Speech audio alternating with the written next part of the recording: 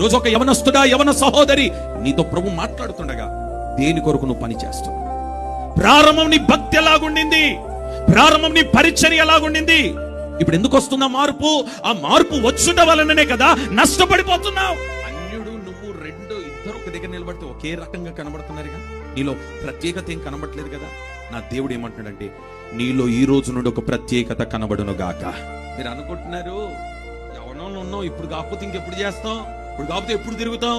నేను అంటాను, ఆ తిరుగుడేదో చేసేదేదో దుష్టునికి, ఆ సాతానుగాడికి పేరు వచ్చేటట్టు చేయకుండా ఆ ప్రయాస ఏదో దేవుని పని నువ్వు చేయగలిగితే ఆయన నీ కొరకు మార్కులు వేస్తాడు. ఆయన ఇక్కడ నువ్వు ప్రయాసపడి నరుల కొరకు ప్రయాసపడిన దానికి ఏ ఆస్తి నీ కొరకు సమకూర్చబడదు. దేవుని కొరకు చిన్న పని చేయి, నీ కొరకు పరలోకములకు ఆస్తిని దేవుడు సమకూరుస్తాడు. నీ కొరకు నీ అందమైనా, నీ నడకైనా, నీ వస్త్రమైనా, నీ బట్ట అయినా, నీ కటింగ్ అయినా, నువ్వు వేసుకునే బట్టలైనా దేవుణ్ణి సంతోషపరచాలి.